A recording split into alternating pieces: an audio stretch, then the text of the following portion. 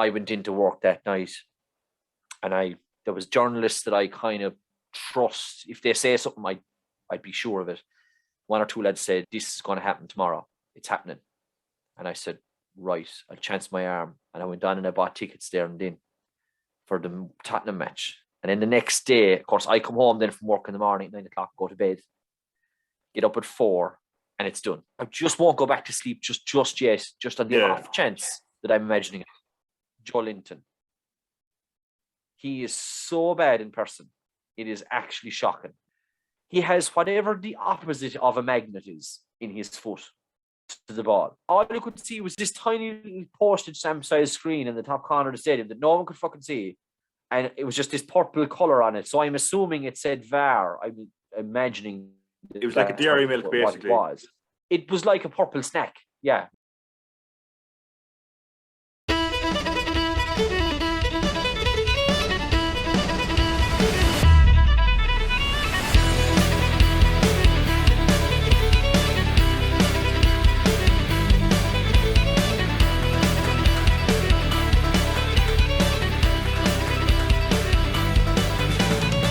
Hi everyone, you're very welcome to this week's episode of our podcast. Don't forget to like, subscribe, hit the notifications bell so don't miss future videos and updates. This week I'm delighted to be joined again by my good friend Kieran Shanahan. He's a very happy and optimistic Newcastle fan, or more optimistic than he was last time we spoke anyway, back in June. And true to his word, he didn't go to St. James's Park when Ashley was owner, but the very first game that Ashley left, he made the plunge and went across to see Newcastle play Tottenham. So he's going to come on tonight, I suppose, just to speak about his experience at that game, which seemed absolutely unbelievable atmosphere-wise on TV, I suppose, and also have a chat about his depression about having to disband the Steve Bruce Appreciation Society. And I think he was the only member, Newcastle fan-wise, and just have a chat about Newcastle's future, good times lie ahead, and the choice manager in Eddie Howe. So Kieran, thanks again for coming on. It's your hat-trick of appearances on the Party of Padre podcast, so it's great to have you back for a third go of it. Thanks very much. It's my only ever hat-trick. It's the only small thing I have in common with Alan Shearer now, so at least I have that. I'm sure you've won a hat-trick of trophies at some stage as a manager, like, no? Yeah, probably maybe, yeah, but it's not the same thing. This is way more prestigious, so appreciate that. Not the same as this, like, it's not really in the same league, like. So just before we get stuck into the interview, Kieran, do cheers and good health of Uncle Albert's mug during the war. So you can say during the under the Mike Ashley times, to say back in the day when, do you know what? Your yo-yo club. I should have brought a fucking Sports Direct mug. I've one at home. Fucking hell, I should have thought that's the bollocks now. I should have thought of that. Could have broke it on camera or something. Anyway. It's like Gareth Brooks' guitar, like, this is it. It's done. Well, yeah, was it Gareth Brooks who used to do that? Yeah. Yeah. Well, there was a wrestler used to do that years ago, Jeff Jarrett. Do you remember him? You wouldn't be interested. No, back in my time, this is 20 years ago now. Jeff Jarrett by the way, as a country singer, he used to break a guitar over fellas' heads, like, when the referee wouldn't be looking. Anyway. I'm just Google that after. I'm telling you, yeah. So we're just going to wind, I suppose, the clock back. The last time you were on, Newcastle had barely avoided relegation. Things weren't looking great. Mike Ashley was still the owner. Things had kind of thawed a bit with the ownership change. It didn't look likely the last time we spoke. It looked like Mike Ashley was going to be there for the foreseeable. It looked like Steve Bruce was going to be there for the foreseeable as well at that time. Your own prediction was he'd be there for another season at least. But then things took a turn at the start of October, and thanks to Amanda Stevely and co, the sale went through. So what was your reaction at that time? How did you feel as a Newcastle fan? So what happened was, it was a Wednesday. The date escapes me now. Whatever day it was a Wednesday anyway. That I started. I saw a few people I follow on Twitter were saying this could be on. there was one of the big stumbling blocks with the takeover of Newcastle was beIN Sports have the rights to the Premier League package in the MENA, the Middle East, North Africa region. And Qatar own beIN Sports, and obviously Qatar and Saudi Arabia don't get on. So basically, Saudi had been pirating the rights to beIN Sports. They had set up a network called Be Out, which is funny. And they settled that lawsuit on the Wednesday for like $1 billion or something stupid like that. And then when that happened, I started seeing tweets then of, this is a game changer. This could escalate the thing, because it was removing the big stumbling block in the Premier League's eyes was piracy of their content. It would not do. I'm sure we'll get down to other, perhaps it is more important, but in the Premier League's eyes, money is king, and their rights being pirated was the thing. So when that went on the Wednesday, I went into work that night, and there was journalists that I kind of trust. If they say something, I'd be sure of it. One or two lads said, this is going to happen tomorrow. It's happening. And I said, right, I'll chance my arm. And I went on and I bought tickets there and then for the Tottenham match. And then the next day, of course, I come home then from work in the morning at 9 o'clock, go to bed, get up at 4, and it's done. So you can imagine, I was like, you wake up and I turn on Sky Sports News, and there's Keith Downey standing outside St. James's Park, and like there's literally people are just delirious. You know what I mean? All their Christmases at once. And I just woke up to this. I genuinely thought, I'm not going to go. I just won't go back to sleep just yet, just on the off chance that I'm imagining it. And I said, fuck it. I was glued to Sky Sports News in for a couple of hours. And I think if it was a Thursday, I would have had soccer training maybe at 8 o'clock that night. So I would have been watching Sky until 7. Then I think around 4 in the evening, 5 in the evening, there was a statement from the Premier League confirming the takeover was done.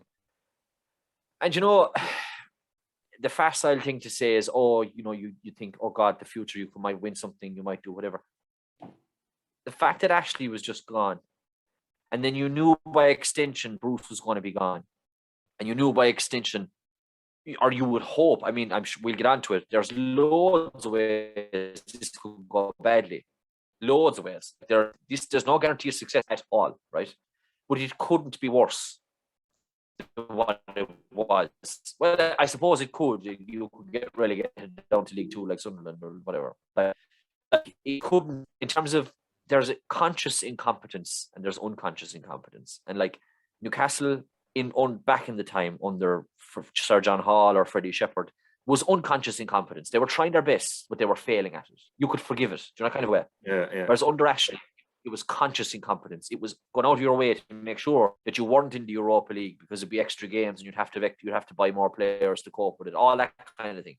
All that is probably gone. Whether it goes well or not is irrelevant. The fact that you're not saying, well, we're not going to pay a £3 million loan fee for Hamza Chowdhury or some player that isn't good enough for Leicester. That day is gone now. One way or the other, whether it goes well or badly is we could get relegated this season. Absolutely, we could.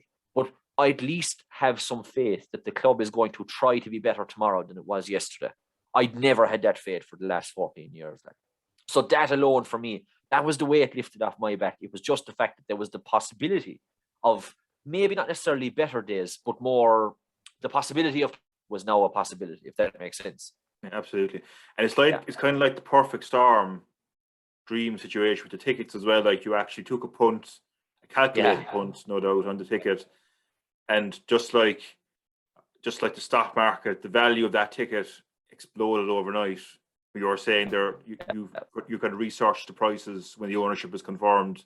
I could have got 10 times what it was worth. I paid £68 for it, and I'd say I could have got 5 or 10 times that. I'd say no problem at all. That's interesting. But it was never that wasn't going to happen. but I'd say there was the amount of people that were around the ground who clearly just didn't. They just wanted to be there. It'd be a bit like the way in Ireland people go to the All Ireland final but they wouldn't have a ticket. And if all came to all, they'd hang around Dublin for the day. bit like that. And that doesn't happen. I don't think that's not a big thing in British football for a standard league game. That wouldn't be common. Maybe a big Champions League night, maybe you might have a bit of that. Or a cup for your average run-of-the-mill home game that you were going to lose as well.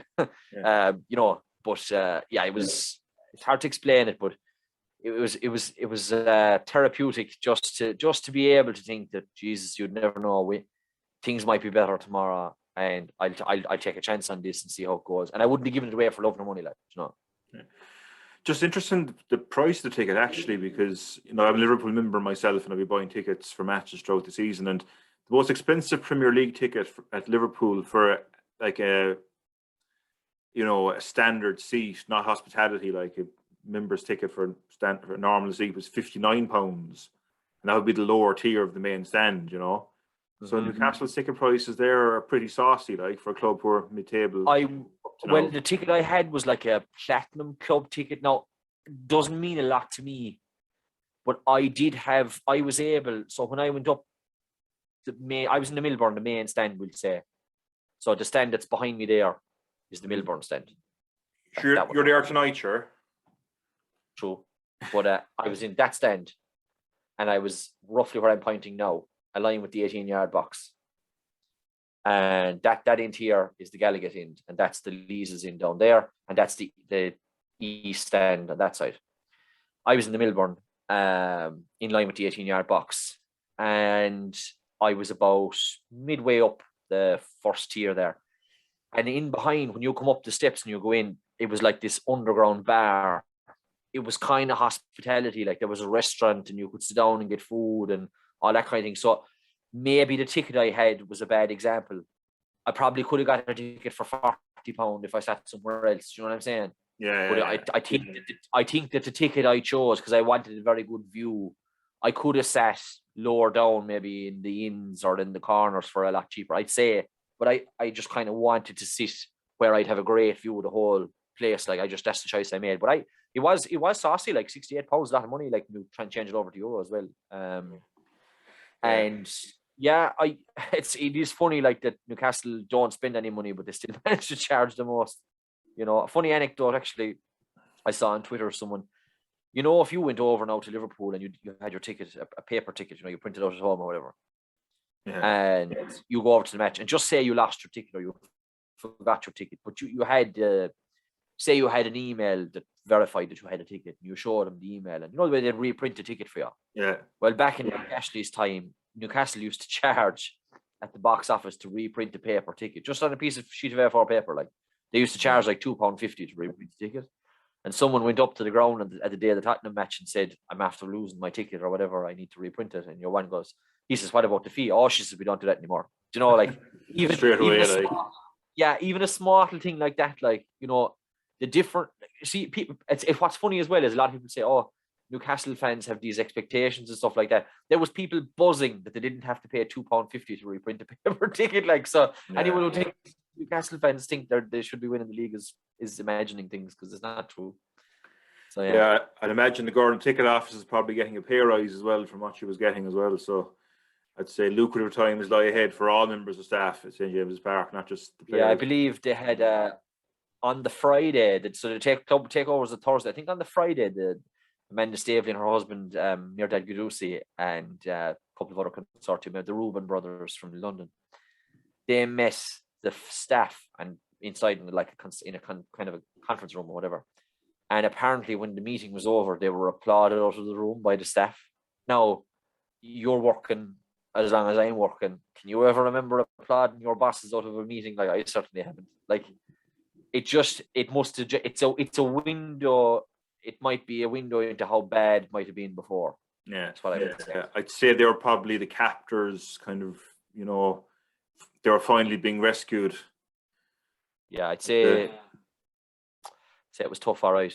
Yeah, I'd say because I'm sure the people working there are from the area and are as passionate and are as anxious for Newcastle to do well as anyone. Like, I've no doubt. Do you know what I mean? I'm sure there's people there who mean as well as anyone. But I mean, if the message from above you is to do X or Y or Z, I guess you have to do it. I've heard stories about how unrealistic and very taxing targets are placed on people who work in the Sports Direct factory. So if that's anything to go by, I'd say normal staff working under Mike Ashley, St. James's Park, was probably like a sweatshop, concentration camp. Yeah, well, I do know that it was pared back to the bone. I know that, like Newcastle, the way most clubs would have. I mean, even at executive level, now, the way most clubs would have a board. Yeah. Newcastle had a board with one person on it. Do you know what I mean? Like they had no director of football. They had no, I don't know, whatever people to be on boards. I don't know, but it seems odd to me being involved in a football club myself, even if I have like 20 people on the board, because there's so much to do. I can imagine at a football club in the Premier League in England that's turning over like £200 million a year, you'd like to think that you'd need more than one person to handle that. I would have thought. Yeah. But yeah, it just, and all that sort of stuff, like even things like season tickets used to get posted out and they might arrive the day before the first game. Like I don't know how it works with you with Liverpool, but I'm assuming season tickets come out like a month before the season starts, because you have them paid for 6 months in advance anyway. But it's just like stuff like that, and you'd ask, like, apparently they'd get asked questions in fans forums, like how come season tickets weren't posted out, and what you get back is, oh well, we work really hard.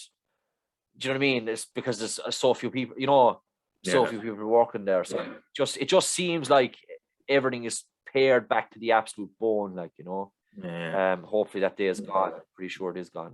But, I'm pretty sure it is too. Yeah, British club in the world. Yeah. So I suppose just moving on, it was great actually, texting you, messaging you around that week. Like it's like the adult equivalent of, waking up on Christmas morning and seeing Santa's come. The fact that your new own Santa came in the form of Keith Downey with a microphone. Yeah, Jim White or someone. Yeah. Jim White with a big red and white suit in him. Yeah. But just like the anticipation of going over and driving up to Dublin for the flight, it was great. Just I know myself, I went over to my first Liverpool game, 11 years actually, on Saturday. So it was the first time at Anfield. But I just know that feeling, and I suppose you've waited a long time yourself to get over. You've been a fan for 25 years, and you made the promise you wouldn't go until Ashley had left the club. So what was your feelings driving up to Dublin Airport? So if there's a kind of, as is with everything with me is short notice, right? So obviously the night before the takeover, I pay for the tickets. Matches on now in 8 days, like 9 days or something. Yeah, 9 days. It was in the middle of the international break, so there was like Wednesday, Thursday, Friday, Saturday, and then the following Sunday. So I had 9-10 days to get ready. I think that was it. Yeah. I tell them at work anyway. I go in Thursday night and I say, lads, I'm going to England next weekend. Sorry, I need Friday night off. Good luck. And that was that. So that was fine. They were sound to get to Newcastle, because, as you know, I'm involved with the Kennedy Cup team, and that training just can't be missed under any circumstances, Yeah. So I kind of did a bit of a workaround. I put training on instead of Sunday morning. We usually train Sunday morning. I put training on the Saturday night. So we trained on Saturday evening at 6:00 in Newcastle West. Sat into the car, drove straight to Dublin Airport, stayed in the Dublin Clayton Airport Hotel or something. Yeah, which, by the way, for anyone, this bit of tourist information, don't ever fucking stay there. It's nowhere near the airport. Load of bollocks. Not near the airport at all. Impossible to find. I drove past it 15 times before I found the turnoff for it. Just another bit of tourist information there that I might chip in. Like, whenever I go to Dublin Airport, which I try to avoid because I hate the place and just 3.5 hour bus journey. Yeah. But if you do happen to go up, the Premier Inn is quite good near Dublin Airport, and there's a shuttle bus that takes you direct to the airport every 10 minutes or 5 or 10 minutes. It's very good. There was a shuttle bus from the Clayton, which it was a grand spot. Like, but what happened? Again, I took the wrong. See what happens. I take advice from the wrong people. My mother said to me, "Stay in such and such hotel." I was like, "Yeah, grand." But the problem was the flight was at 6 a.m, so I had to be at the airport for 4, obviously, or ish. Yeah. So like I landed in Dublin. Obviously, I was training from 6 to 8 in Newcastle. I left Newcastle at 8:00. It was a good 2.5-3 hours. I spent another 45 minutes driving up and down the fucking motorway trying to find the turn off for because I drove out to the airport and I'd missed the sign. I'd be like, where is this place? Turn back the roundabout, drive halfways back to the Red Cow, another find a flyover, double back again, all the way out to the airport, missed it a second time. It happened me about 4. I was on the phone to a friend of mine, trying to, like, anything I could think of to try and find this fucking place. I was going to fall asleep in the car. Anyway, got there eventually at about 11:30, booked in. 100 quid or something, 150 quid or something for the night. It was reckless. Jesus. Out of bed again at 3:30. Like, the bed was hardly warm when I was getting out of it. Yeah. This was a write-off, like, because there was no direct flights to Newcastle. This is the moral of the story. There was no, I had no way. It was either, if I wanted to go Saturday night late, like I was planning, or even Sunday morning early, there was only 2 ways. It was go to Paris or Amsterdam in the morning. And there was one other way that I think I could have gone to London and up or something like that. But if I went the London way, I would have been arriving in Newcastle like an hour before kickoff. Would have been very tight. So anyway, I went the way I went. I went to Paris. So I flew from Dublin. I got the shuttle bus in the hotel into to Dublin, onto Charles de Gaulle, which was grand. Charles de Gaulle was fine and efficient. You didn't have to check back out into departures. Do you know what I mean? Because it was only a connector. And then went from Charles de Gaulle to Newcastle, got off in Newcastle. But the thing was, when I arrived, right, so I'll tell all that story. When I got out to the airport, you know the way here, we're very strict on the mask wearing, all that sort of stuff. When I came out through the gate of Newcastle International Airport, it was like walking, it was like the Wizard of Oz. It was like I had gone back in time. There was no one wearing a mask. There was nothing. It was so alien to what we've had here for, you know what I mean? That was the thing that actually, the first thing I noticed when I arrived, apart from the accents and all the rest of it, was that I couldn't get over the pubs, everything. There was no COVID checks or anything like we'd be used to here. Got a taxi in from the airport. The airport was only, like, Newcastle's not a big city. The airport was like going from Shannon to Bunratty to get to Newcastle, to get to St. James's Park. I mean, 10 minutes, 15 or to push. It's like the airport is just outside the city. It was no drive. And the stadium, I'd say, is on the right side of the city as well. It's on the airport side of the city, so it was no time. And my hotel was right across from the stadium, like a stone's throw, like, I mean, across the road, literally. Brilliant. So he dropped me off the hotel. I went up to my room, dropped my stuff, and I was 4 hours before kickoff, and I was in loads of time. I was just thinking there, you paid 150 euro for 4 hours in the hotel in Dublin. Christ, the road. I think it was. I could check it for you, but I think it was something like that. It was 140 or 50 quid sauce anyway. Yeah, just you could have slept in the car, realistically, like, looking back on it. But sure, if I hadn't taken bad advice, I would have just stayed in bed at home. I would have gone to bed at home and got up at 3 in the morning and set sail for Dublin, or 2 in the morning. It would have been the same 4 hour sleep I would have got at home. Like, anyway, look, it doesn't matter. I didn't realise you actually flew to Paris. No, I didn't tell you that. I was sparing it for this. I was sparing that for this because I thought it would be entertaining. Charles de Gaulle back to Newcastle, and then on the way home I had to go to Heathrow to get back to Dublin, because again there's no direct flights to Newcastle. Like, it's not like the thing that, I suppose, the context. The thing about Newcastle was, it's not Manchester, it's not London, it's not Birmingham. Like, it's not the same size of a city. It's just not. Like, yeah, it's much smaller. Like, the airport, it'd be like us going to, I mean, I won't say Farm 4 or anything like that, but it'd be like Shannon Airport. Do you know what I mean? It's a handy Cork airport. Airport might be a happy medium, like. Yeah, maybe, yeah. And like, they're not big airports. There wouldn't be a direct flight from Cork to everywhere. There just wouldn't be, like. Yeah. It wouldn't be done. Yeah, and that's like, if you wanted to go to, I don't know, I'm sure there's a direct flight from Cork to Liverpool. Maybe, is there? I don't know. Oh, there is, yeah. And Manchester came in as well lately. Yeah. But you wouldn't fly from Cork directly to Newcastle. Like, I wouldn't. There actually was a flight from Cork to Newcastle in 2015, because I was over there for a weekend once, which was a great weekend, actually.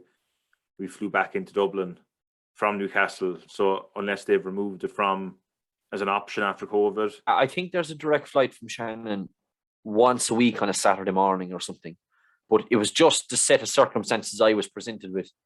I just simply could not go before a certain time on Saturday. I just couldn't do it. Yeah. If I hadn't my training on Saturday evening, I could have left it. There was one way I could have flown if I'd left at 4 o'clock in the evening on Saturday. I could have gone to London, stayed in London overnight, and flew up in the morning, which would be a better option than what I ended up doing. But I just the circumstances I had, I simply couldn't do it. Well, I think the connecting flight must have gone smoothly anyway. I'm always wary of connecting flights because I've had one and a very bad experience with it, our honeymoon actually. But yeah, I have an aversion to connecting flights. I prefer a direct flight if I can at all. But Yeah, you've got the connecting flight easy enough anyway. yeah, no bother. No, it came in one place in Charles de Gaulle. Now the problem I had, I was afraid of over there was it was so big. Charles de Gaulle was massive.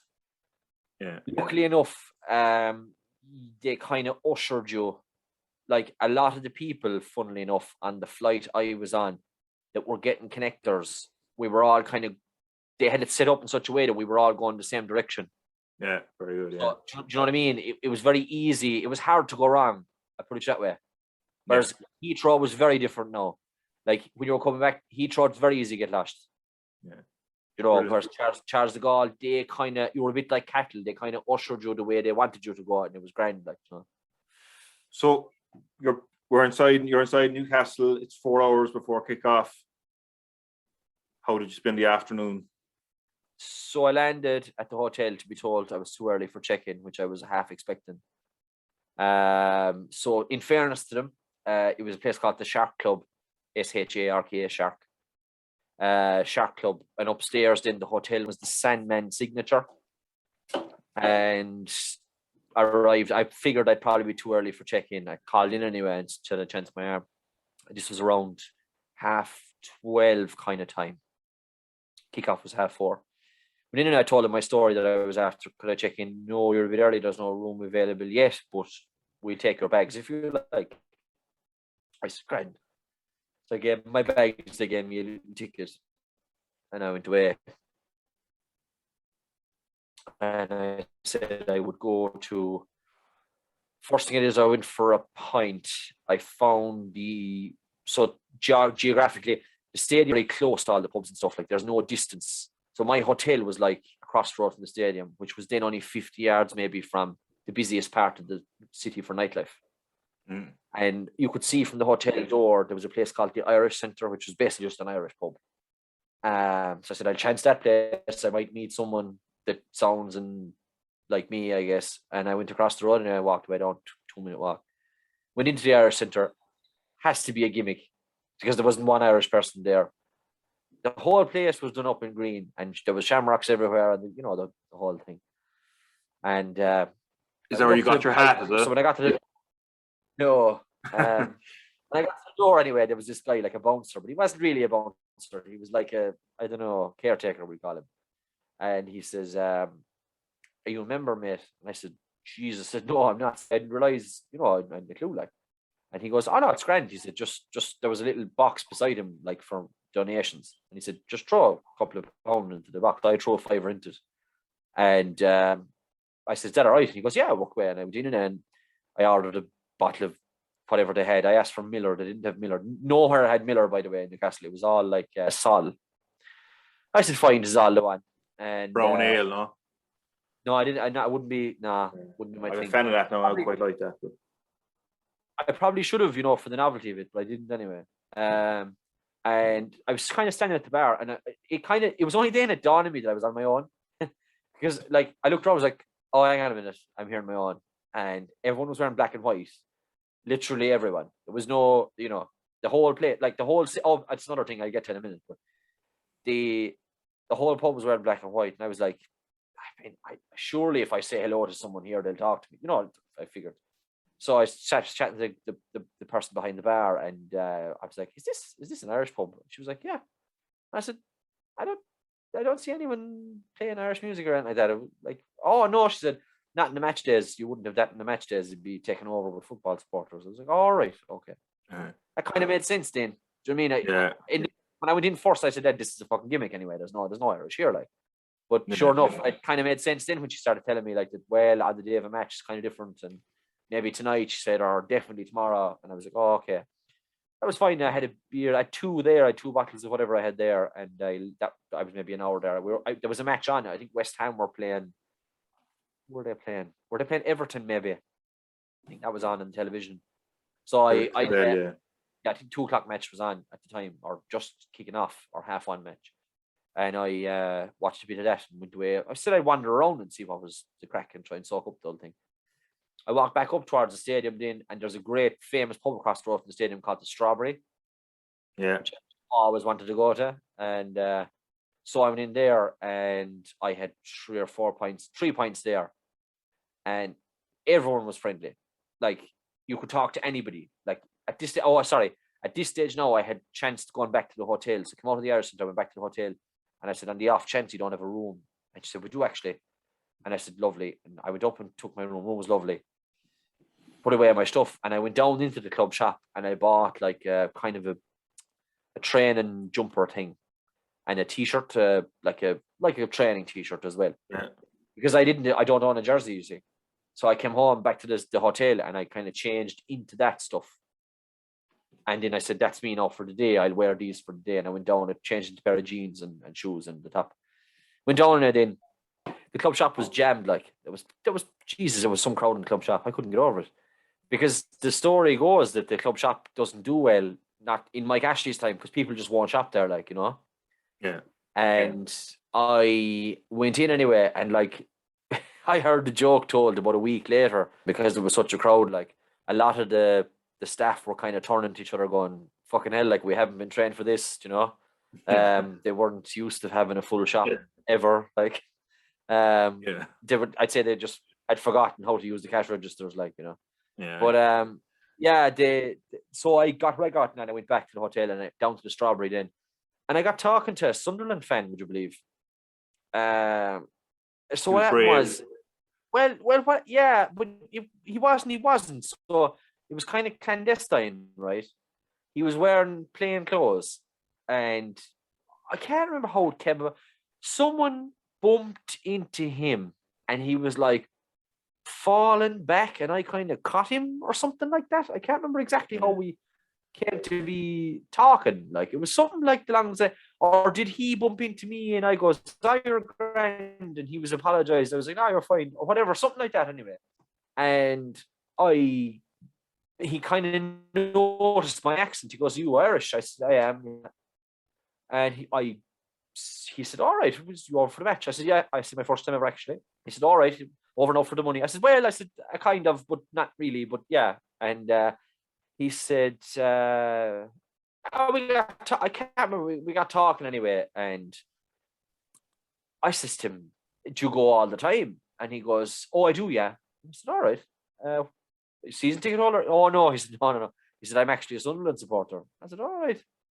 He said, "Well," he said, "what actually happens is," he said, "my work, we have a corporate box here. And part of my job is to show clients around on the days of the matches." So he's a Sunderland supporter that his job entails he has to show people the best of Newcastle, or kind of, which I thought was funny. But I'm sure he's negotiated a higher rate in his contract after that, like, you know. Yeah, he must be getting like some sort of a kickback anyway, I'd imagine. I'd say, yeah, it must be tough going every Saturday. Like, I can't imagine going to any other team's ground every week. You know, that kind of a way. I mean, well, maybe he doesn't have to do it every week, but I certainly hope he doesn't, because it must be fucking torture.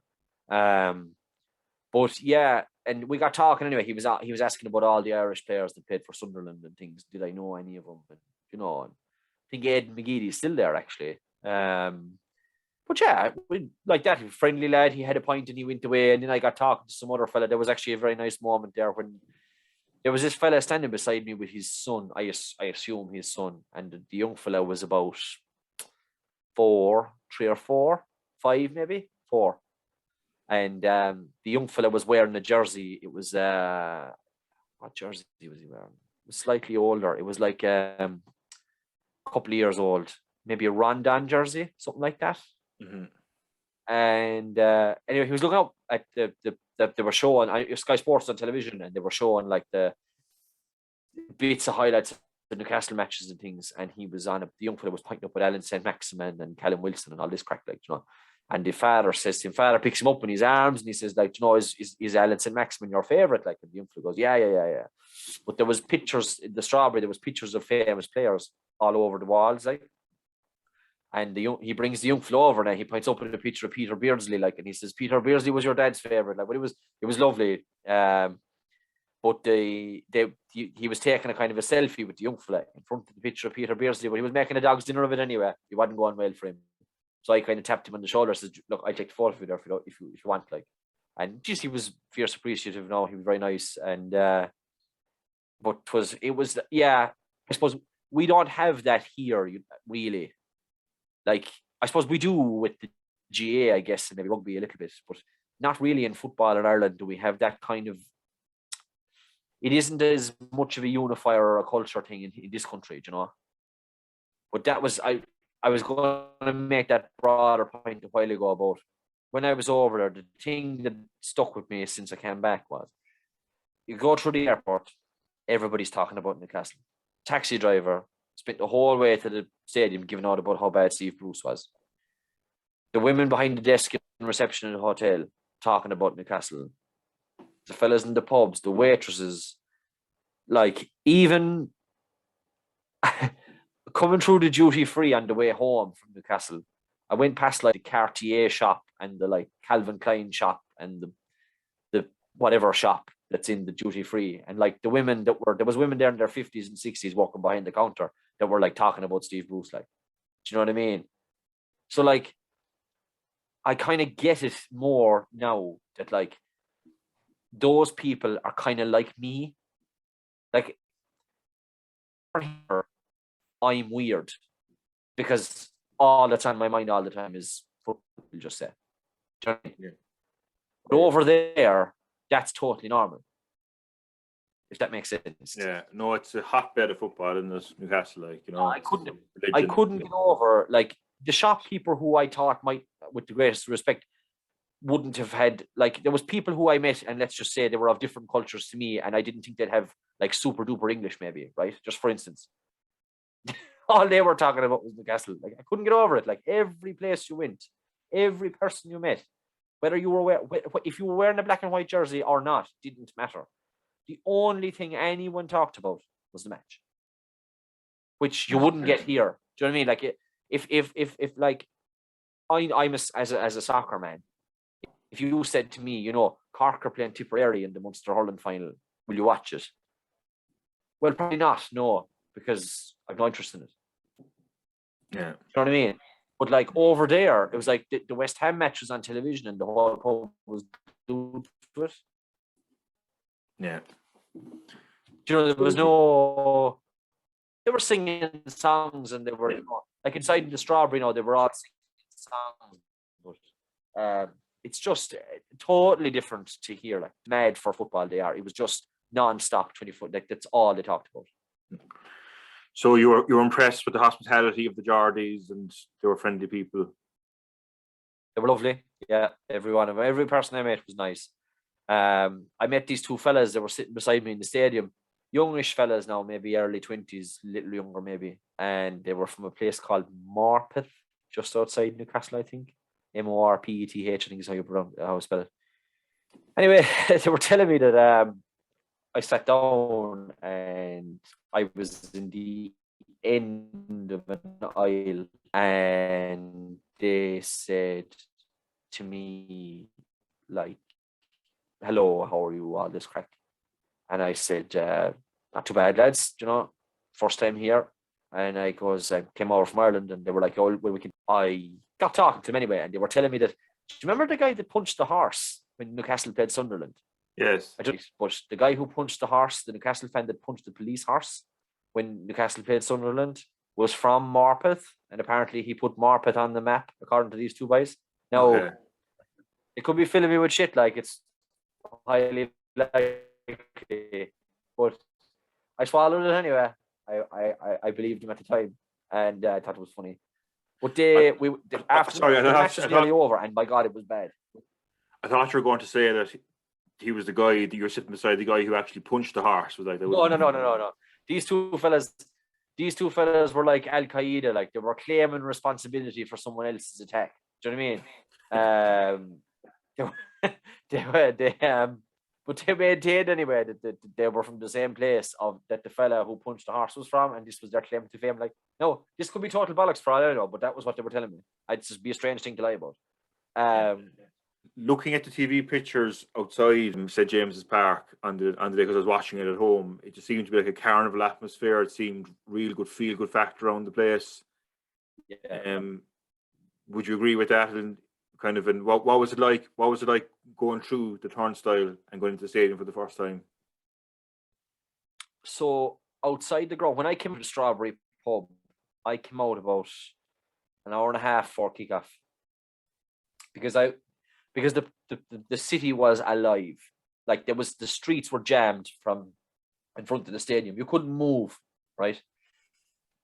And I wanted to get out and kind of soak all that in because I'd never been there before, and I figured that this was probably, even by their standards, this was probably a unique enough occasion, you know. Mm-hmm. So I went out there, and there was like this band playing outside. I think I sent you a couple of videos. There was this band playing like drums outside the front of the stadium. Now I don't know who they were or what they were at, but they were. It was quite entertaining, and they were, you know, but like it was like it's something you'd see in Rio. You know, it was just. I'd say people had been drunk since the previous Wednesday week when the takeover was announced. Like I get the impression that there was just this constant party going on, and that this was just like the days had blurred into one another, and and I got the impression that there was, as I said to you before, there was people outside the ground who just wanted to be there. I'm not sure that everybody there had a ticket, like. So that was fine, and I kind of milled around for about 3/4 of an hour or that way outside the front. I had a burger. I was starving in a kind of a stall across from the stadium, which was grand.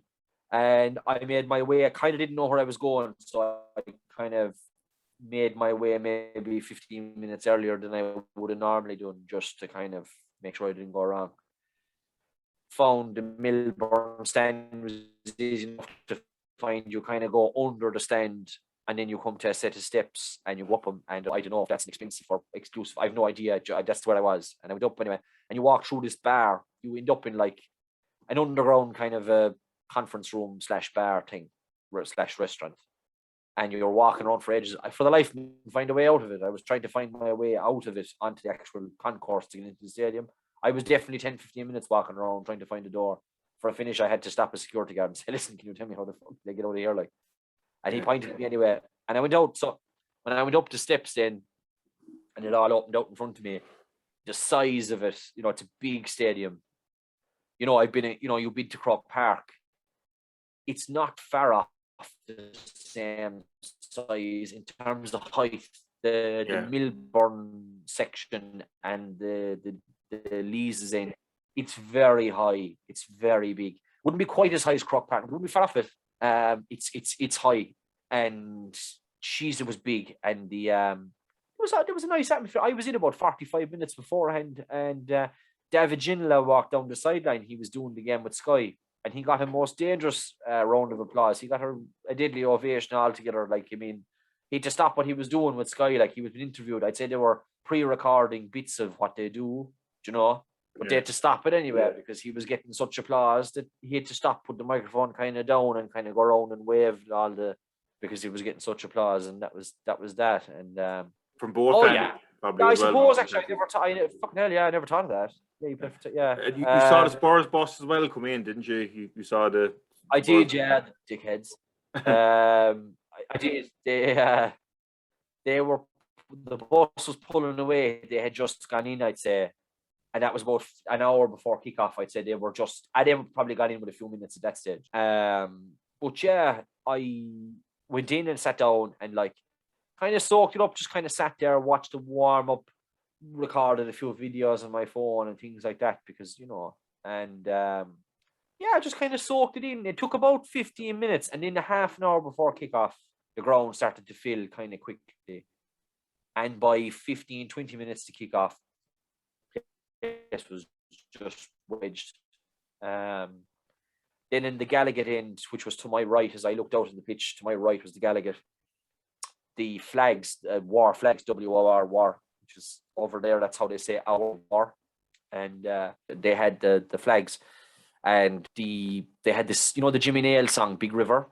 Yeah. They had the lyrics of that spelled out, so people can research what they can Google it. I'm sure they'll find images of it pretty easily. And just before kickoff, before the players were walking out, there was a big, huge display, and I mean the place was jumping. I put it this way: I used to have a season ticket to Munster Rugby one time, and which was of a very good atmosphere, as everyone knows. And I would say it was on a par with what a Heineken Cup match would be on a home Munster Heineken Cup match, about the same. The best atmosphere I was ever at in my life was the time Munster played the All Blacks, if you remember that. Yeah. That was the best atmosphere at any sporting event I'd ever been at. This was close, not quite the same. However, rugby is a much more confrontational sport. The Gallagher Inn was singing the 90 minutes, never stopped. But the rest of the stadium, like the whole stadium was singing at the beginning and for the first number of minutes. Then Newcastle scored after 2 minutes. Callum Wilson scored a great header and the place just exploded, like the place went berserk. And for about 10 minutes-ish, 15 almost, Newcastle were like getting into Tottenham. They were putting them under pressure. Now, Tottenham were a very good side. I'll get to that in a second. They were very good. But Newcastle were like closing them down, getting the tackles in, making life difficult for Tottenham. And the fans were like, every time a Newcastle player would put in a tackle, even if they fucking fell over themselves putting the tackle in, they'd get an applause for it. Do you know what I mean? It was the best possible start when they went 1-0 up. And it looked electric atmosphere on TV at 1-0. It was, certainly. But not for long. No, not for long. But the place exploded when they scored, and it stayed that way for a while. Every tackle Newcastle put in was cheered. Every deflection, every throw they won, everything was applauded, right? It got a deadly support. It kind of started to turn when Tottenham started to get control of the ball a bit. And like I said, Joe, it's difficult to keep the decibel level up and the intensity of support up. To be fair now to the supporters, it is difficult when you're watching Oliver Skip have 30 yards of space in every direction when he gets the ball and he's like able to just walk along and pass it over there. Yeah. And then, it's difficult to stay up like that when your team have zero interest in having the ball. It's very difficult. So, yeah. And then they equalised then. So Ndombele equalised in the 17th minute. Then so what happened was they attacked down the left hand side. Ball came into the inside left to Ndombele. I remember it now. And Tottenham basically were like knocking the ball around. Lovely, Tottenham were very good on the ball, but Newcastle were like after about 10 minutes even, they just died down and they left Tottenham have as much of the ball, as much of the territory as they wanted. And then eventually Tottenham played a few nice passes, came to Ndombele left hand side of the box, and he bent a lovely right-footed shot into the corner. Lovely goal for Tottenham, but it was a soft goal. Like, it was under no pressure. They were basically allowed to kind of walk the ball up the field, and the Kane goal was kind of similar. There was no pressure put on the ball in the middle of the field. Kane made a run in behind, a little chip over the top, and Kane ran in and just kind of lobbed it over the goalie. The goalie was running out to him, but he couldn't get there. It was Carl Darlow, couldn't get there in time. We actually all thought Kane was offside. He was flagged offside at the time. I was right in line with it now. In real time, it's really hard to tell. It went to VAR, which, by the way, fucking VAR. Like, that has to go. Jesus Christ. Like, you're inside in the stadium. You haven't a clue what's going on. Not a clue. Like, there's no announcement over the PA. There's nothing like, the minute the goal goes in, if it's going to VAR, there should be an announcement, goal being checked by VAR or whatever the fuck, right? That didn't happen. You're inside in the stadium. Then, of course, because it's Mike Ashley's Sports Direct Stadium, you look up and you see this tiny little screen about the size of like a postage stamp above in the top corner of the Lees in, which, by the way, is beside the fucking away fans where you can't see it. Yeah. Right? And miles away, all you could see was this tiny little postage stamp size screen in the top corner of the stadium that no one could fucking see. And it was just this purple colour on it. So I'm assuming it said VAR. I'm imagining it was like a dairy milk, basically. What it was. it was like a purple snack. Yeah, like a dairy milk. The caramello that's purple. Is it? I don't know. Anyway, it was like there was this tiny purple snack stuck to the side of the leases in anyway. And that was fine. Then the referee blew his whistle and pointed to the centre spot. We all knew it was a goal. The Tottenham fans then lost their shit, who, by the way, were fantastic away support. Tottenham fans, massive numbers. They carried 3,000 something. They carried the maximum allocation. Huge, very vocal. Tottenham fans were fantastic.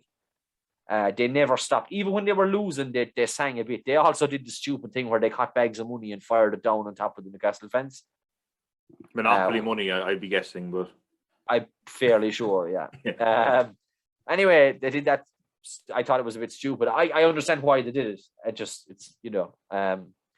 if you want to throw stones at Newcastle's current ownership, there's better stones you could throw, in my opinion. But anyway, that's that. And then it came just before half time. Tottenham scored a great goal. Heung-min Son, couple of nice passes, came out to the right, nice ball into him. By the way, in person, Heung-min Son is a fantastic player. Television doesn't do him justice. Kane had good movement and made good runs, but Son was different. When Son got the ball and he was running at you, you could see the back. He was in person now. Heung-min Son looked $1 million. He looked brilliant in person. And also, he's big. He's really big and strong and physical. Television doesn't really do him justice. He's a real player. Like, he's really, really good. He was by far Tottenham's best player. Ndombele as well, very good player, brilliant feet, very quick. Kane reminds me, what age is Harry Kane now? Is he 29 or 30? If he's a day, I'd say, yeah. He reminds me of when Alan Shearer was 34. Like, the pace is kind of not there. He's a bit stationary, but he's a deadly finisher if the chance comes to him. He's a bit like, he plays older than he is, if that makes sense. Do you know, he makes intelligent runs, but they're never fast runs. But they're very clever and well-timed. He reminds me of what Shearer was like when Shearer was on the way down. Now, Kane is a bit young to be looking like that. I can tell you from watching him in person, if I was a Manchester City scout, I'd be fucking delighted we didn't spend 150 million on him anyway. Because judging by what I saw, I know it's only one day and it's a ridiculously small sample size, I would be concerned if I had to bank on him for 3 or 4 seasons. Do you know what I mean? That one I'd say. But Heung-min Son looks a world-class player. He was absolutely fantastic. Like, even just the basic things of his touch and his runs were outstanding. We're forgetting one thing that happened in the first half, and I actually had a bit of a fright watching it, and I was texting you mad to see were you okay when a fan got a cardiac arrest in the first half of the game, had to be cancelled for about a half an hour, was it, or it had to be paused for about half an hour? It was a fair old length of time. So straight across from me, I'm looking along the 18-yard line now. The goals is the Gallagher's to my right. I realise now on camera that it looks like I'm pointing left, but that is my right shoulder. To my right, the Gallagher is down there. And straight across the field from me, the ball goes out of play for a throw roughly over there. And you could see a load of fans doing this, waving and and there was a real commotion coming from that corner, the strawberry corner, they call it. It took a while to cotton on, obviously, what was happening. Next thing, the referee, I think it was Reguilon, ran over to the ref and brought his attention. This came out after. At the time, it was hard to tell who was who, but a commotion kind of started. Next thing, there was a lot of stewards' vests in one kind of area, one spot. I sent you a photo, I think. Yeah. It was right across me. So you could tell something was amiss, but the way the fans were gesturing and waving and saying, it was almost like they were saying, stop the match. Yeah. Obviously, you're saying fucking, you're hoping that you don't have something like, I mean, without opening all wounds, you're hoping it's not someone getting like crushed, or even though nowadays that sort of stuff is highly unlikely. You just, I don't know, like your instant thing is you first don't know, and then when the don't know goes away and you start to think, right, there's something amiss here, then you start thinking this is bad. That was my instinct anyway. You know, the first few minutes was uncertainty, and then you're kind of going, oh God, I hope whatever's after happening. Like, so phone out of the pocket straight away, Twitter, and within a minute or two, there was reports that it was a cardiac emergency of some sort or another. Now, it became obvious anyway within seconds on the field, because I think it was Eric Dyer ran over towards the sideline and he was like doing this. And I was kind of like this, and I sat back in my chair and I was like, what the fuck? Like, what's this about? But it was actually that he was doing about the CPR. Yeah. So then from the dugout, a fella ran across with a defibrillator. So then it all started to make sense then at that point. And then your man ran across and hopped the board, passed the defibrillator on to whomever was there. And as it so happened, there was a doctor and two nurses sitting in that section. So they kept him going whilst they were waiting for the defib.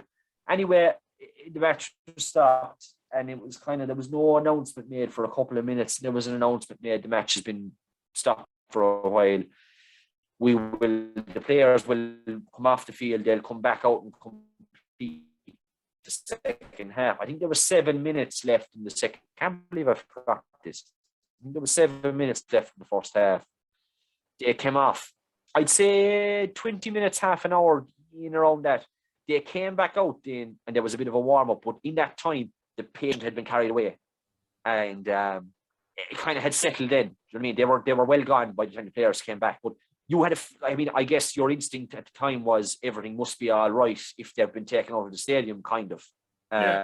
In about an hour, I'd say, you were getting reports of in-hospital stable, you know, serious but stable, I think was the wording of one of the tweets I read. It did knock the atmosphere. There's no two ways about that. It did kill the atmosphere. It was very hard then, especially because the part of the stadium he was sitting in was very near the singing section in the Gallagher and the Strawberry Corner. So it was, I'm assuming anyone near that would have been very traumatic.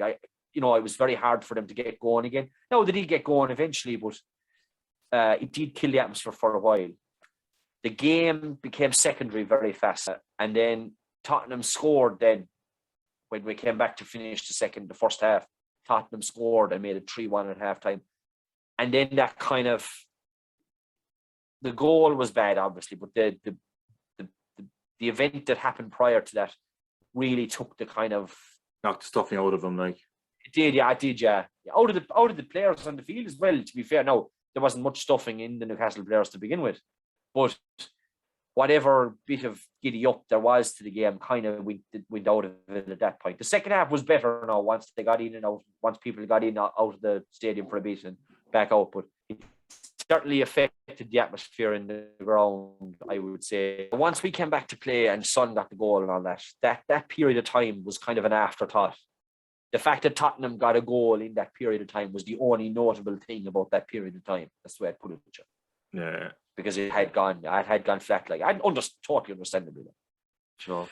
Does the second half, I suppose, not a whole lot happened in the second half, really. I think there was kind of like an anticlimactic feel, I would imagine, for most of the second half. John Joe Shelby got sent off, but then an own goal by Eric Dyer gave a semblance of hope going into the last few minutes. Was there anticipation that there could be an equaliser, or did you feel that it was kind of game over? Oh, the game was over. The game was over. The first, the anti-Bruce chance started midway through the second half-ish. Well, they probably started in the first half when they were down 2-1, but they were much stronger in the second half. And it was, I wouldn't say funny, but it was a little funny to me. You had the whole stadium, Newcastle fans and Tottenham fans, singing "You're getting sacked in the morning" to Steve Bruce, which must be a first. I can't ever remember. I mean, I've never I can't remember both sets of supporters being on the same side about anything ever, apart from like applauding a minute's silence or one of those things. Other than that, so yeah, that kind of came. That was the highlight of the second half. If you wanted to highlight, because Newcastle were so insipid, they were so bad. Oh God, like television. There's a couple of things I observed about how bad Newcastle were. The first thing was Joe Linton. He is so bad in person. It is actually shocking. Like it is. I've never seen a fella to be better at controlling a ball with his back than he is with his foot. I swear to you, I know you'd laugh, and any normal-minded football person would laugh at that statement. I swear to God, it's true. He has whatever the opposite of a magnet is in his foot to the ball. He goes up, the long ball gets long. What they were doing was they put him out in the left wing. They'll hit a long diagonal ball out to him. He'll go up and he'll take down the ball unbelievably well. He reminds me a bit of Alexander Mitrovic. Mitrovic was like this as well. He'd go up and he'd win a ball that he had no right to win. He'd bring the ball down on his chest unbelievably, or sometimes it would hit him on the shoulder and it would drop. He was deadly to win the ball in the air. And as soon as it would hit his foot, it was like Superman and Krypton. It was like the ball just went like the ball just type of thing, like skipped away from him. Oh, never in my life have I ever seen a footballer at any level above amateur be so bad at controlling a ball. I've never seen anything like it. Like the fella beside me, the way I'll tell you the story in a while, but the way I became kind of chatty with the guy sitting next to me was I turned and I said, I cannot believe how bad Joe Linton is in person.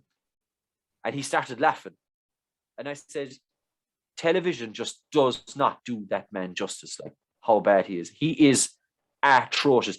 He's the worst footballer I have ever seen in my life. He makes some good runs and he does some good stuff, but God, he'll never make a good, cultured footballer because he can't control the ball. He can pass it okay, but he can't control it at all. It's incredible. That was the first thing. The second thing was how passive Newcastle are. They just sit back in their own half and they let you do whatever you want. If you want to play like Padraig, I'm not joking you.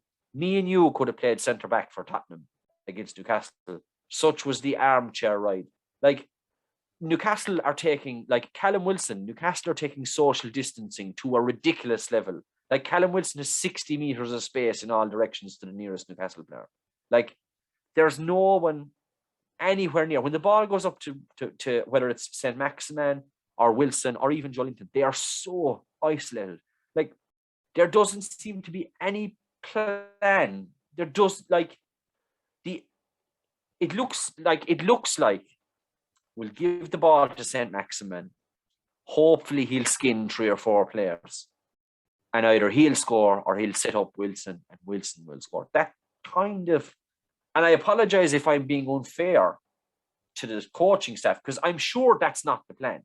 It can't be the plan. Like it, no, I mean, no, maybe it's not supposed to look like that, but that's what it looks like. It looks like it's given to St. Maximin and just hope that, do you know what I mean? Just cross your fingers and hope that maybe he'll pull something out of his arse. I always suspected that. I had said this to you before when I was watching television, that it kind of looked like there wasn't a grand plan there. We never looked like we had a plan. It was like, give it to Maxi, hopefully he'll skin some people and something will happen. Well, in person, it really looked like that.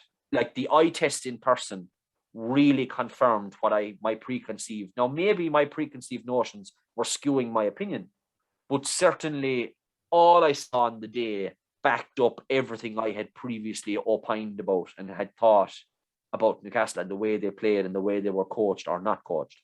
As I said, I'm sure the plan was to do other stuff, but it certainly didn't look like that. The other thing was they're very limited. Like Isaac Hayden is a good player to break up the play, but he's really limited on the ball. Newcastle's fullbacks are terrible. Manquillo is terrible. Richie was terrible. Their centre-backs are all right. Goalie's all right. Wilson does a lot of running. He's good. Wilson's a good player. No support though. But they're okay in Newcastle, but they badly need coaching. They so badly need a player going to go down. There's no two ways about it. They were so poor. The second half was so bad. And then when that sort of stuff happens, it's like the ball goes up to Joe Linton. He takes it down and he fucking hits his foot and goes out of play. That's when the Bruce stuff starts then from the crowd as well. Do you know what I mean? Yeah. It's kind of one thing feeds the other. It's like you look down the dugout and you see Steve Bruce and you're like, oh, God, this is terrible. But it's not terrible until it gets terrible on the field. Do you know what I mean? It's like, I noticed this thing of, get off, the Newcastle fans need to get off Steve Bruce's back and whatever. And I kind of agree to a point. But then when you're there and what's happening on the pitch is triggering everything. Do you know what I mean?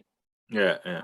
Before about if I was going to criticize him, criticism would have been, what am I seeing on the pitch? What is he saying and what is he doing? Not who he is or who he supports or who he played for, any of that stuff. But that's where I noticed with the crowd. The crowd got negative when the product on the pitch got terrible. That's when the crowd got negative. But when they got negative, they got negative. And then I think that feeds back into the players, and the players kind of go into there a little bit because obviously it's hard to play in that environment. So it's a kind of a vicious circle, you know? Yeah. To summarise the game, you had a goal at the start, a goal at the end, with pity about the in-between. They kind of fucked it for you in a nutshell. Yeah. But no, it was terrible bad. Newcastle were terrible bad in the second half in particular. But Tottenham are a good side as well. I can't believe they sacked their manager. I understand it because they had Conte lined up probably. But they looked all right to me. They didn't look too bad. They were a bit negative, all right. They were a bit defensive. But I don't know. They had good players. I mean, they had a good side. They looked organised. They looked like they had a plan. They were playing against a team that didn't look like it had a plan, which probably helped them. But yeah, I'm surprised they sacked their manager because, you know, they looked all right to me, Tottenham. After the game, did you have a few bevies or did you? Yeah, so I happened to get talking to these two lads sitting beside me, and they were very nice fellas, young lads. I think they had their dad's season ticket, chatting away anyway, and they were very nice. And lo and behold, as the match was coming towards its conclusion, they said to me, "We're going for a bite to eat. Do you want to come?" And I said, "Geez, that's very nice of you. I guess." They said, "We know Chinese." I said, "Right, fair enough. I'd have some Chinese." So we left and obviously got out of the ground in no time, out the steps. And like the Chinese was 50 yards from the ground because everything is only 50 yards from the ground in Newcastle. And went in, sat down, had our bit of food, and kind of came out. This was maybe, I don't know, 7 o'clock, kind of said, "Nice lads." And that was it really. I went up to my hotel and I was absolutely exhausted from all the flying, and from the night before not having any sleep didn't help the thing either. So I'll be honest with you, I had all intention. I went in, I had a shower, I changed my clothes, I put on, like, we'll call them going out clothes, and I was all go. I was all psyched up to go out in the town for the night. I went down and I went to the pub, the Strawberry again, and I had 1 pint and I nearly fell asleep inside it. And I said, "Right, old man, it's time for bed." And I turned around and I went back up to the hotel, and I turned on Match of the Day, and I fell asleep at about 10 o'clock or however time it was, 10:30, 11 o'clock, watching Match of the Day. Is it amazing for Match of the Day that when you go to a match, you know, obviously it was your first one you've been to in England, but or even any match you go to, that the highlights is always you look forward to. You nearly enjoy that as much as the match itself, looking back and stuff you saw in person. I just think that's a unique experience. Yeah, match day.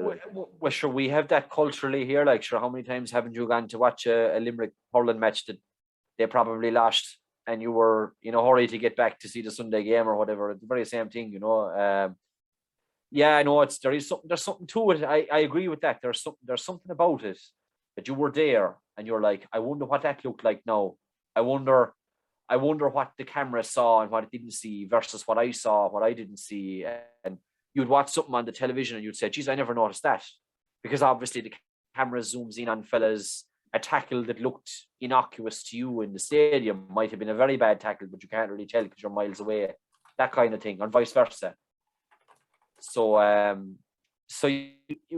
yeah, but I turned on Match of the Day anyway, whatever time it was, at I actually had to go to the shop because I forgot to bring toothpaste, and found a shop that sold toothpaste anyway, and went back up to my room and went to bed. And I was on an early flight the next morning from Newcastle. I had to be checked out at like 8 in the morning because the flight was at 10 from Newcastle back to Newcastle to Heathrow to Dublin. So I was back in Dublin for about, I suppose, 1 o'clock-ish time, 2 maybe. Yeah, about 2, I'd say, or just after it. I hadn't long in Heathrow. I had enough time to eat dinner in Heathrow, half an hour maybe, in between flights.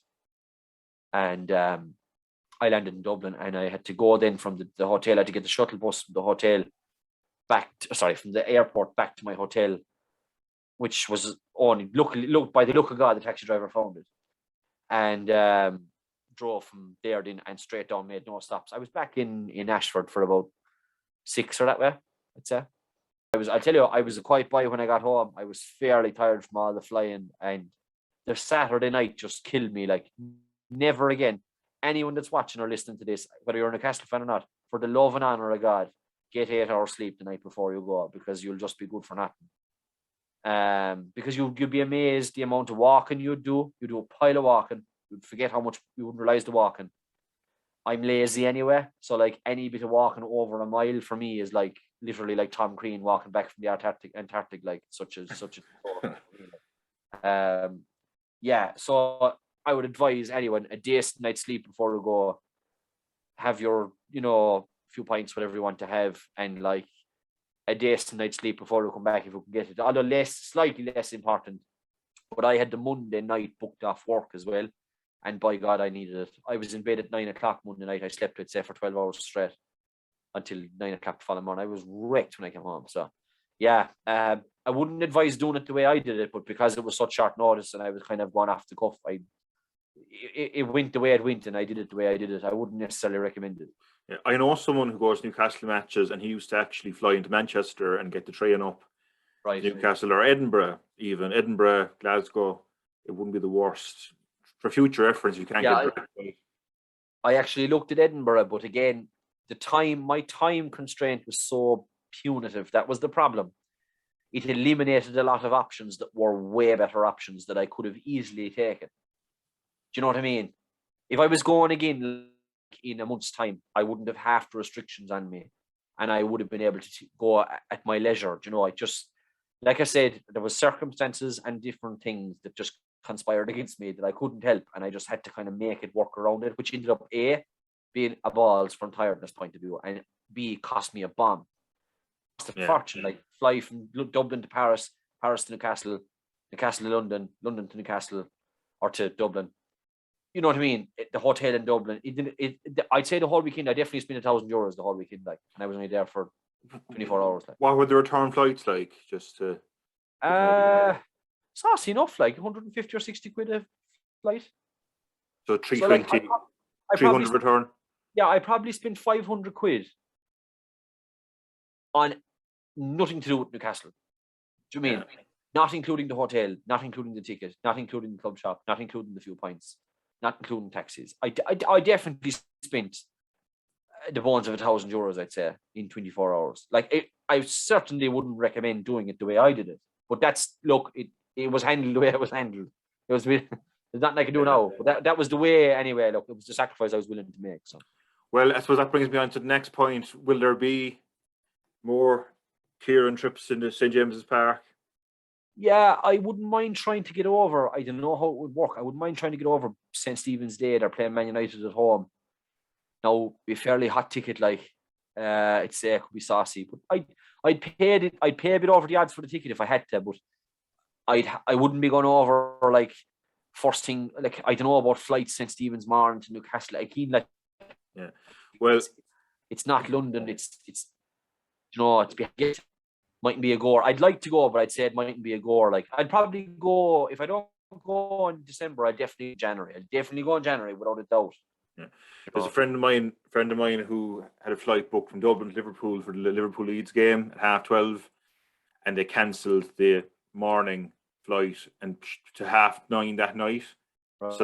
So he can't go. He can't go, but he's flying Dublin to Birmingham instead, which is good, you know.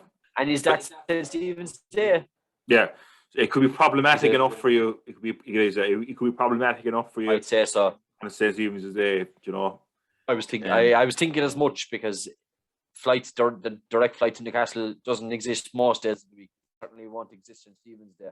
So I don't know. That mightn't be a go. I'd like to go to that, but it mightn't be a go. The other thing is that's before the transfer window. Newcastle are still going to be. I mean, they won't be as bad as they were under Bruce because it's just not possible. But they're not going to be great, like between here and January, no matter who's over them, like, you know. So we're going to organise another interview there, maybe to have a chat about, you know, the managerial process, how the new owners have bedded in, and the impact, and I suppose the hopes for the future for Newcastle and the upcoming transfer window. But I have to ask, seeing as you ran an appreciation society for him, what was your feelings the day that Stephen Bruce was finally announced as no longer being the manager of Newcastle United? I tell you what, he's definitely, like, look, is he the worst manager of my lifetime? Because he's most recent, I would say yeah. Right? I'm sure he isn't. Like, Joe Kinnear was worse. John Carver was worse. After that, I don't know. I don't think there was anyone else worse. So I suppose overall, your feeling to see Bruce leaving was relief, but no real malice towards him. No. I mean, absolutely. I think I wish him well, and like that about the society. I don't know what we're going to do with all the funds we gathered. We might have to donate them to charity or something. I'm going to have to leave go a load of staff now. A load of staff from the society. I don't know what we're going to do. I'd have to put them on furlough. I'd have to ask Mike Ashley for some advice on what to do with staff and getting rid of them without having to pay them and stuff like that. So we won't dwell too much on this as we're going to do another episode on this in the coming weeks. But in terms of the new owners and Newcastle, you're obviously looking forward to brighter times ahead. Eddie Howe as a manager, are you happy with that appointment? I am. He's the kind of manager we need for right now. Should improve the players considerably from what they are right now this minute. Granted, that probably wouldn't be hard, and I don't know what the ceiling is under Eddie Howe. I have no idea because he's never been at a club big enough with the kind of budget or positive or negative. The evidence just isn't there. I've no idea how it's going to go. If Rafa Benitez was getting the job, I could tell you where the ceiling probably is. Whereas with Eddie Howe, I don't know. But I'm excited by that. Like the fact that we could be in the Champions League in 3 years' time, or we could be in the Championship next year. Both possibilities are kind of exciting, obviously, but the fact that the potential for something down the line to be different to what it was is kind of enough. You're kind of just happy that there's the potential for tomorrow to be better than yesterday. Enjoy the ride, enjoy the season. I think I'm delighted that you got your chance to see Newcastle in the flesh, and looking forward to our next episode, hopefully with yourself and Lee Davies. We're going to have a chat about the new owners, the hopes of the future, potential targets in January. Thanks for having me on, and sure, look, we'll be back on again soon and get into it more with Lee, I suppose, but we'll go for 4 in a row. Yeah. And then hopefully Liverpool win the league for you and Newcastle stay up for me. Yeah. In the space of 17 days, actually, 2 of our biggest dreams came true. Mike Ashley left, millionaire owners took over, billionaire owners, and Liverpool won 5-0 at Old Trafford. If that 2 weeks ended to go by, we could be in for a very good season overall. So Kieran, thanks again for coming on this evening. Stay tuned. Guys, don't forget to like, subscribe again, and click the notifications bell so you'll see all videos as they drop live. So thanks very much again, guys, and we'll see you next time on the Parlay with Padre podcast. Good night. God bless.